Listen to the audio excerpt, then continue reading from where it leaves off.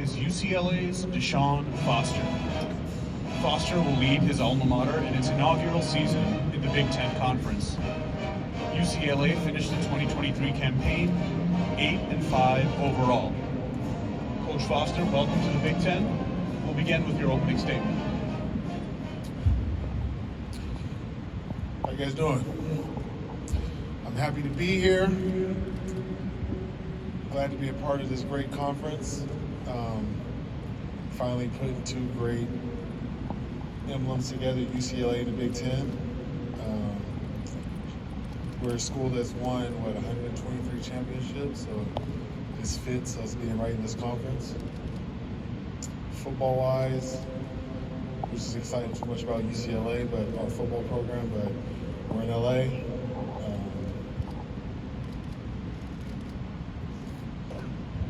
It's us and USC.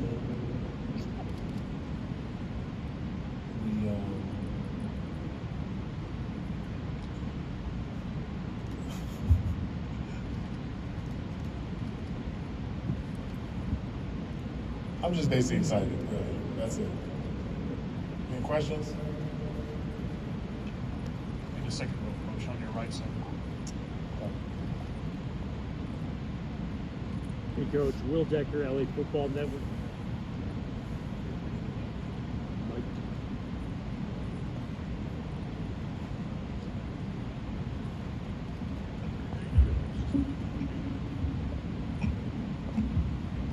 Hey, Coach. Will Decker, LA Football Network. You were one of the premier running backs coaches within all of college football before taking the head job. I was wondering if you could talk about your two running backs within the room, returning TJ Harden and Keegan Jones, and talk about the new transfer portal running back you guys acquired, Jalen Berger, from Michigan State just a day ago.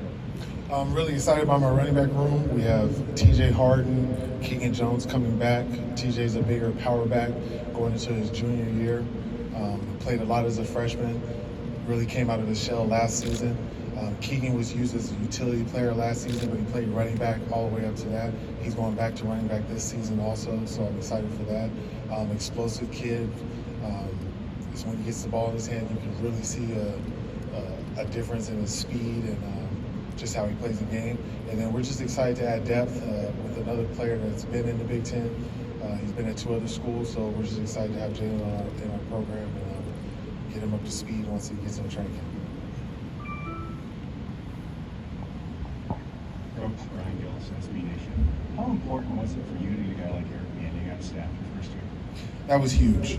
Being a first-year head coach, I needed to make sure I had somebody that I didn't have to micromanage. And, having Eric being me, that was perfect for me because, he's an established office coordinator. And, just the type of experiences and all of the knowledge that he has, I can lean on him and really use that. On your right.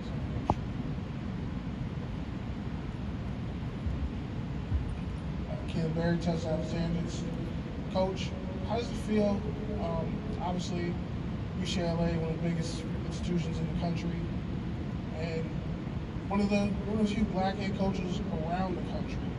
How does that feel, being from LA and holding down that legacy? And how do you feel like this team has kind of forged its identity under you, since that bowl game win and everything that's happened since? The players they've responded to me pretty well. I didn't have too many guys hit the portal. I think I had 3. They're taking on the challenges. They're doing what you would want players to do, with the first time head coach. And then just me being a black head coach in LA, I'm just excited, especially just being at my alma mater, to coach and. You really don't know if those things are possible or attainable, just being a player. So, I'm just glad that, I'm blessed to be in this position and I'm excited. Coach Adam Rittenberg with ESPN. How much are you guys devoting to preparing for the travel schedule? Hawaii, a couple of East Coast trips, you got LSU. I don't know if there's a schedule you had in the NFL that was like that, or have you seen something like that at the college level? Yeah, in the NFL you travel, so it's the same thing. But The first two that you said, LSU and Hawaii, we won't be in school for those two games, so those aren't too bad with the travel. But Penn State and Rutgers will be during the school year. But you know, it's part of the game. If you want to play big time ball, you're gonna have to travel. You're gonna have to go to new stadiums and hostile environments. So I think we're looking forward to it. On your right side. Coach Bill Bender, Sporting News. As a player at UCLA, you did play against Wisconsin, Michigan, Ohio State. I mean, what are some of your memories from those games, and do you use them, even though it's been a long time, with your players now? Yeah, I try to just give them examples of certain situations. You know, they don't really want to hear about my playing days too much, so I don't get into that often. But yeah, we did. You know, I beat Michigan, Ohio State, played Wisconsin. So we've played a lot of Big Ten teams back then. On your back left. Hey, DeShaun, how are you? Tyler Donahue from 24/7 Sports.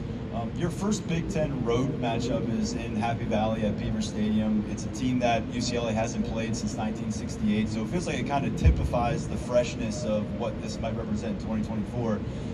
Looking ahead to that a little bit, I know coaches don't want to look ahead, but going to a venue that's going to hold 105, 107,000 people, a place that UCLA hasn't ventured to, and with any frequency, how much does that kind of get you excited when you think about this new era of UCLA football?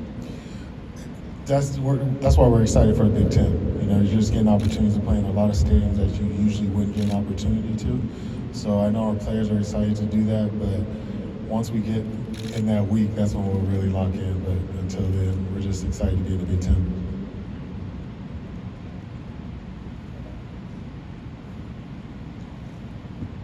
On your back right, Coach. Coach Foster, Kyle Bolick, Mike Farrell Sports. You took over a UCLA program that had Chip Kelly leave, Danton Lynn went across town. You had the transfer portal that can be unforgiving at times. What have you done to sell the UCLA program for the vision that you want it to be? I really just opened it up. You know, I wanted people just to see what UCLA has to offer. You know, I'm not really a car salesman, so it was more of just come out here and see what we're about, see if you can feel the energy, and see if you want to be a part of that. And, you know, it's been going well so far. On your left side, Coach. Coach, you're off Big Ten Network. I'm curious, like, philosophy as a head coach, what is it? Can you enlighten us a little bit on the ideology of your program with you now being there? So 3 things that you will see with my football team is discipline, respect, and enthusiasm. Those are my pillars. And no matter what, you should be able to see that. Win, lose, or draw. You see my guys in the classroom, you should see that. You see them in the dorms, you should see that.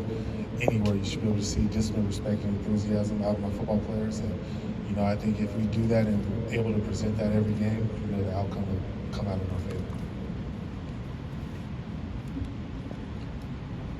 Hey, Coach. Nick Hamilton, Nightcast Media. First of all, congratulations on getting the job.